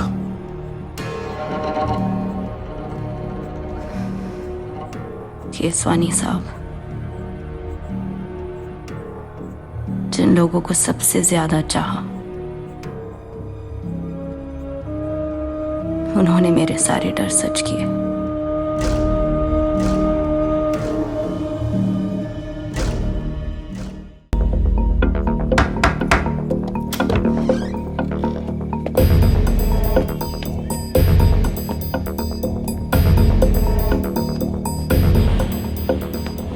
दानिश कहाँ है?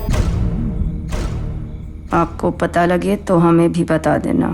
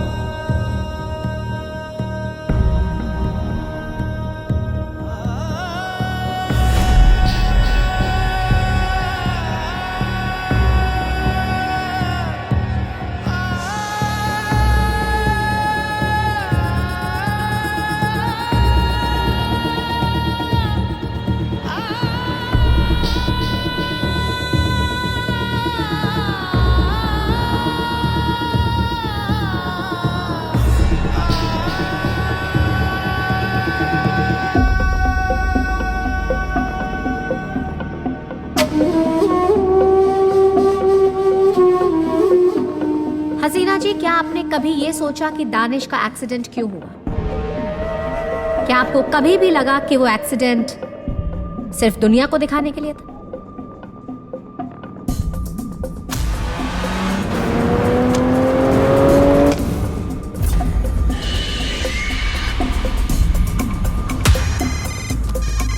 गाड़ी पहुंच रही है।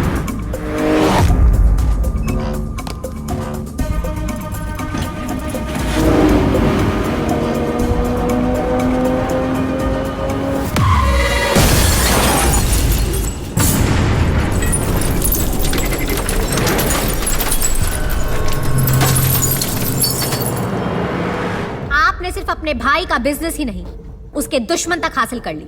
आपके पति और बेटे की मौत इसी वजह से हुई थी, इस बात से इनकार नहीं कर सकती आप। डॉक्टर का बेटा डॉक्टर बनना चाहता है, इंजीनियर का बेटा इंजीनियर। पर आपने और आपके भाई ने दानिश के लिए मिसाल ही क्या छोड़ी थी, ऑप्शन ही क्या था उसके पास। आप अगर चाहती तो आपका बेटा। मिसेस रोशनी, सुबह से आप एक के बाद एक कहानी सुनाई जा रही हैं। आई एम स्टेटिंग फैक्ट्स, कहानी तो ये सुना रही है योर ऑनर। आर्टिकल्स और रूमर्स के बेसिस पे एलिगेशन लगा रही हैं आप, सबका वक्त बर्बाद कर रही हैं। जस्ट बिकॉज कोई सामने नहीं आता इसका मतलब ये नहीं कि बेगुनाह है। लॉयर और न्यूज रिपोर्टर। रूमर्स भी तभी बनती है जब उनमें कोई सच्चाई होती है। मैडम, हम लोग यहाँ पर इलेक्शन नहीं लड़ रहे हैं, यहाँ किसी औरत की डिग्निटी का सवाल है। किस डिग्निटी की बात कर रहे हैं? अगर ये इतनी क्लीन है तो बुर्के में मुंह छुपाकर सबको गुमराह कर कोर्ट पे क्यों आई? Now even that is a crime? Wow! इन्हें अपने भाई के दुश्मनों का या जिनको इन्होंने एक्सटॉर्ट किया है उनका डर था, इसीलिए ऐसे मुंह छुपाकर कोर्ट में आई है। No sir, I'm just trying to establish that she's trying to prove herself as a victim, sir. I object, Your Honor. Enough, both of you. Mrs Satam, सबसे पहले तो मैं ये कहना चाहूंगा कि मैं सच में आपकी हिम्मत की कदर करता हूं। केसवानी साहब, मानना पड़ेगा, she has given a tough fight. But Mrs Satam, ये सिर्फ डिबेट थी, केस नहीं। मैंने आपकी सारी बातें सुनी, आपकी सारी आर्गुमेंट्स कंसिडर की, पर आपके पास कोई प्रूफ, कोई एविडेंस नहीं है। बट योर ऑनर, बस डिफेंस को कुछ कहना है? No your honour. मैं कुछ बोल सकती हूँ? हाँ, आपको इजाजत है।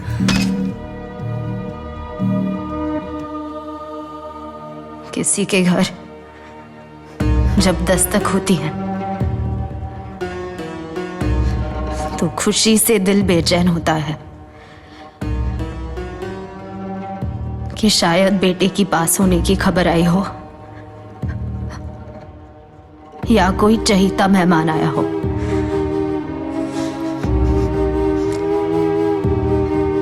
मेरे घर दस्तक होती है तो डर लगता है कि किसी अपने की मारे जाने की खबर आई होगी या कोई पुलिस वाला आया होगा। इसलिए नहीं कि मैं हसीना हूं, बल्कि इसलिए कि मैं अपने भाई की बहन हूं। मैंने जिंदगी में कई चीजें गलत चुनी हो सकती है, पर रिश्तेदार तो मैंने नहीं चुने। कोई उन्हें चुनने का हक देता है? मेरे भाई ने जुर्म किए हैं, ये दुनिया जानती है। मेरे बड़े भाई और शौहर की मौत इसी वजह से हुई। इसका एहसास होने के लिए मुझे किसी अदालत में जाने की जरूरत नहीं। जितने सरों ने मेरे हाथ पे सजदे किए हैं, उससे ज्यादा उंगलियां उठी हैं कि ये देशद्रोही की बहन है।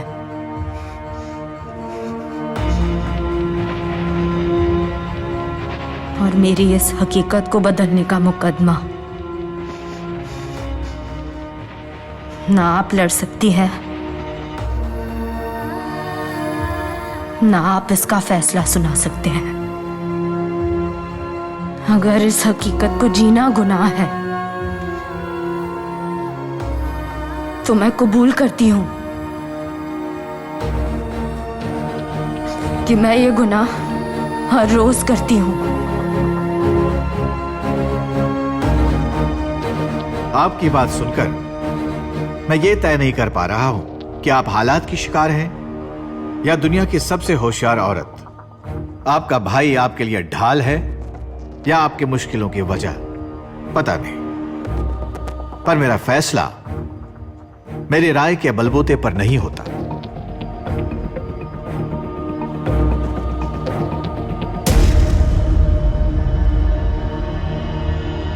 ये फायर इंपॉर्टेंट एविडेंस है, इसे पीआईएल के लिए सबमिट कर देना and just go through this list. Okay, that's it. देखते हैं क्या होता है। The rest will see in the high court. मैं पेपर भी फाइल कर दूंगी बाद में।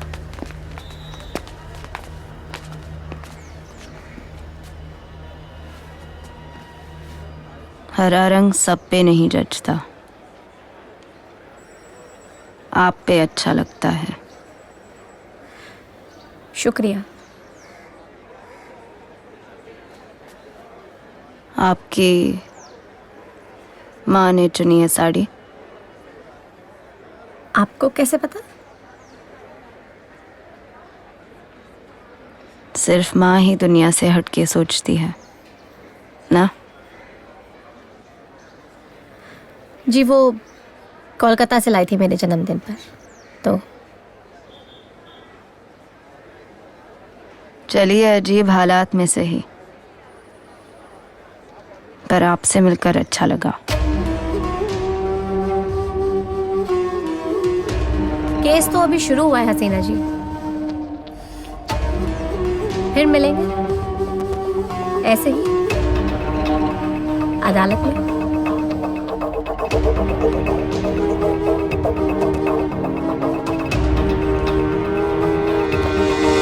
मुंबई सेशंस कोर्ट ने एक्सटॉर्शन के मामले में हसीना पारकर की एंटीसिपेटरी बेल मंजूर कर ली है। सूत्रों की माने तो लैक ऑफ एविडेंस की वजह से उन्हें रिहा किया गया है। प्रोसिक्यूशन हाई कोर्ट में अपील करेगा या नहीं, या फिर हसीना भी उनकी भाई की तरह कानून के पकड़ से दूर रहेंगी, ये तो आने वाला वक्त ही बताएगा।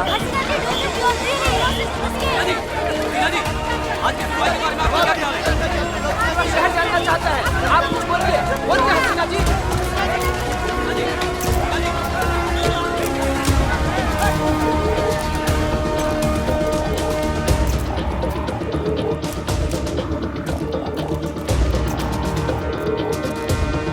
जी भाई।